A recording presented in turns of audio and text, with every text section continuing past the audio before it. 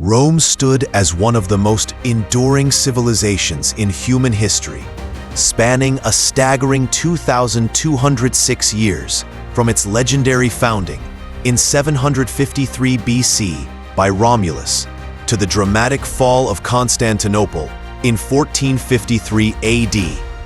Among its numerous institutions, the system of patronage emerged as the invisible glue holding Roman society together, echoing the profound wisdom of the Chinese philosopher Confucius, who declared reciprocity the guiding principle for a harmonious life. In the legendary days following Rome's establishment, Romulus, the city's mythic founder, swiftly divided society into two distinct groups, the powerful patricians and the more numerous plebeians.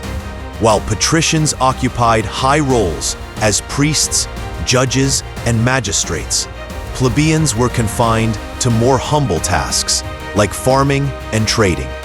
Uniquely, however, Romulus bound the plebeians to the guardianship of the patricians, allowing each plebeian to choose a patron. This arrangement evolved into the revered institution of clientela, an intricate web of mutual obligations. Patronage, at its heart, was built upon reciprocal relationships. Wealthy patrons provided material support, food, financial aid known as sportula, and crucial legal representation. A patrician might stand before the crowded courts in defense of his client, wielding his oratory prowess to sway judgments in their favor. Clients reciprocated by bolstering their patrons' prestige, publicly honoring them, and dutifully appearing each morning at their patron's doorstep for the ritual salutatio. From there, a vast entourage would accompany the patron through Rome's bustling streets, reinforcing his dignitas among peers. Rome grew. The patron-client relationship expanded far beyond mere personal interactions. Pompey the Great, following his triumphant campaigns in the East, exemplified this broader use of patronage by establishing client kingdoms rather than annexing conquered territories directly. Kings of Crimea, Armenia, and Judea pledged their loyalty to Pompey, assembling at his call during crucial battles like Pharsalus against Julius Caesar. Yet patronage was not always secure. Julius Caesar himself had once been a generous patron to Hispalis, modern-day Seville, bestowing upon its citizens generous tax benefits during his tenure as quaestor. Thus, when Hispalis sided with his rival Pompey during the Civil War, Caesar viewed it not merely as political betrayal, but as a profound violation of sacred bonds. The famed orator Cicero further illuminates the reach of patronage through his tireless advocacy for clients in his hometown, Arpinum. Serving collectively as the patron for his community, Cicero's eloquence in legal battles restored justice and prosperity to regions devastated by corrupt governance.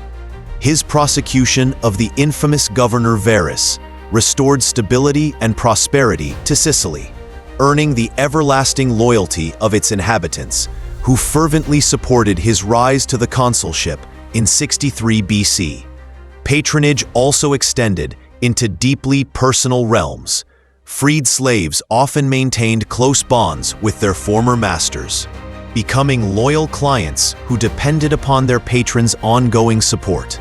These relationships often stretched across generations, as entire families maintained enduring loyalties, fostering fierce bonds of mutual respect and obligation. The profound societal stability brought by patronage was highlighted by the historian Dionysius, who credited this institution with maintaining 630 years of public harmony until the violent upheavals triggered by the Gracchi brothers. Patronage transformed society by educating clients in laws and citizenship duties, much like a father's guidance to his son, fostering a more integrated and lawful citizenry.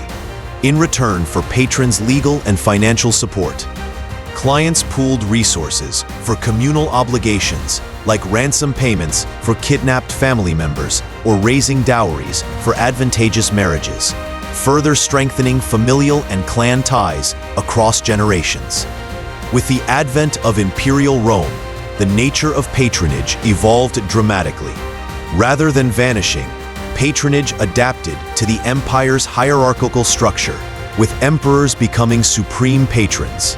Emperors like Nerva explicitly articulated their role in maintaining and extending beneficium, imperial favors and privileges granted to senators, equites, and provincial governors to secure their loyalty and support.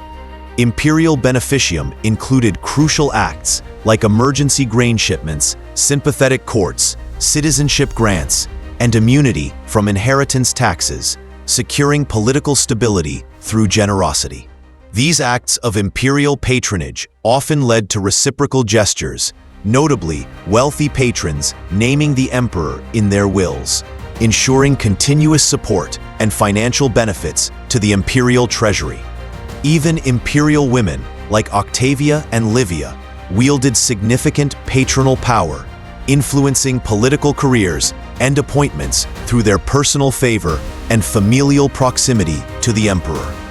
These subtle yet impactful interventions underscored the extensive reach and importance of patronage within the Roman political and social hierarchy. Through centuries of change, patronage remained a cornerstone of Roman life, adapting to shifting political realities while continuing to bind Rome's vast and diverse population in mutual bonds of loyalty and obligation. Its intricate interplay of reciprocal generosity and allegiance fostered social cohesion, political stability, and a resilient civic identity that endured for centuries, etching a legacy that echoes even into modern institutions today.